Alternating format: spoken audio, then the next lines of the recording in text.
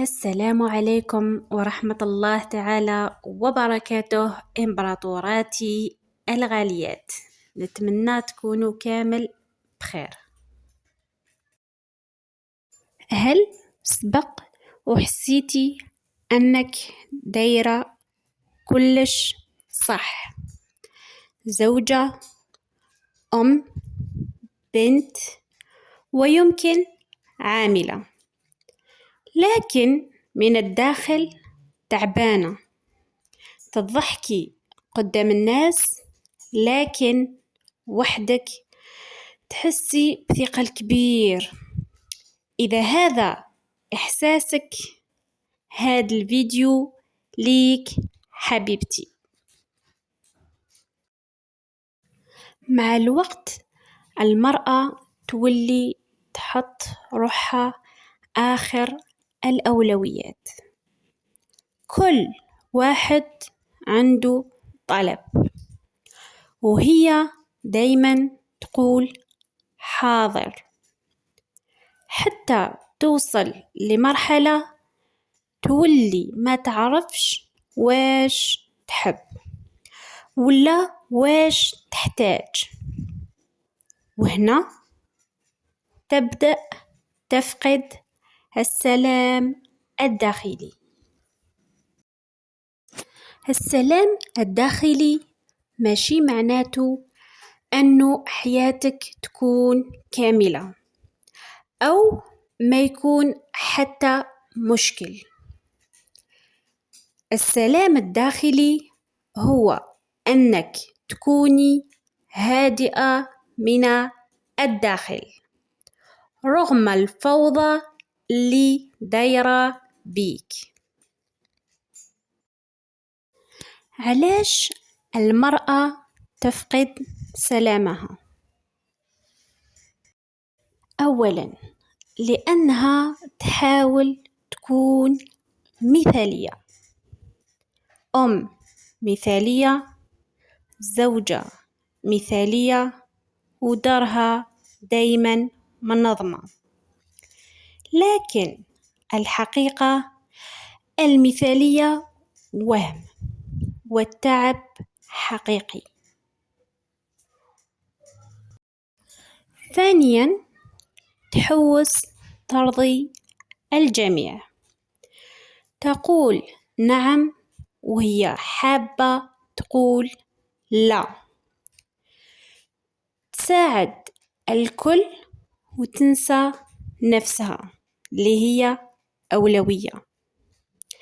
والنتيجة اللي توصل لها هي إرهاق، ضغط، وغضب داخلي. ثالثاً تقارن نفسها بالآخرين، تشوف نساء في مواقع التواصل الاجتماعي وتحس روحها قصرة.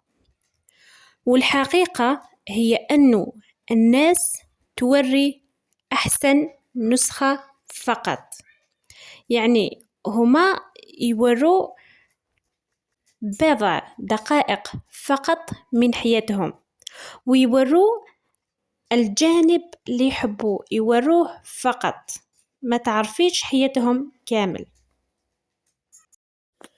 والآن وصلنا للجانب الأهم، واللي هو كيف ترجعي السلام الداخلي. أولاً تصالحي مع نفسك، تقبلي أنك ماشي كاملة وتقبلي أخطائك. نعطيك تمرين، كل يوم قولي أنا كافية كما أنا. ثانياً خصصي وقت لنفسك حتى ولو 10 دقائق، تشربي قهوة وحدك أو كتابة أفكارك أو حتى الجلوس في هدوء. المهم تكوني مع نفسك بدون ضغط. ثالثا، تعلمي تقولي لا.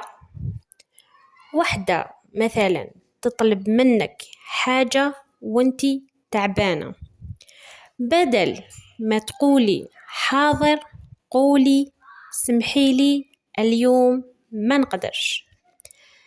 هذا ماشي أنانية، هذا احترام لنفسك. رابعا، أفرغي مشاعرك، ما تكبتيش كلش. ومن بين طرق تفريغ المشاعر كاين كتابة، البكاء، أو حتى الدعاء.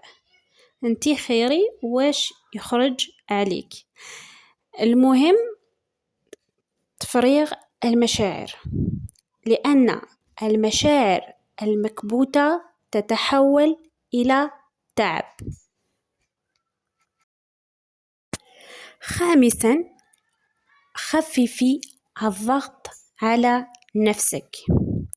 ماشي لازم الدار تكون مثالية كل يوم، ماشي لازم تكوني قوية دائما، عادي تكوني متعبة، حزينة، ومحتاجة راحة في بعض الأحيان. بصح المهم أنك ما تطوليش في هذيك الحالة، يعني تراقبي نفسك باش ما تدخليش في اكتئاب. والآن نهضروا على عقلية المرأة الهادئة. أولا، هي تختار راحتها، أي ما تدخلش في كل نقاش وما تردش على كل استفزاز. ثانيا، تعرف قيمتها، أي ما تحتاج إثبات وما تقبلش التقليل منها. ثالثا، تختار تعيش اللحظة رغم الظروف ورغم التعب، هي تختار تعيش اللحظة وما تكونش دائما في قلق وتفكير. رابعا، تهتم بروحها بدون شعور بالذنب، لأنها عارفة إذا هي بخير كل شيء يكون بخير.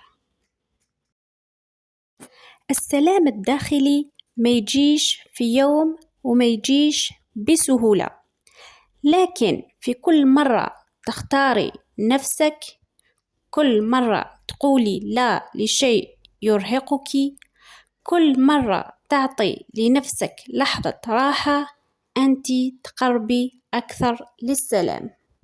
أنت ماشي مجرد أدوار، أنت إنسانة تستحق العيش.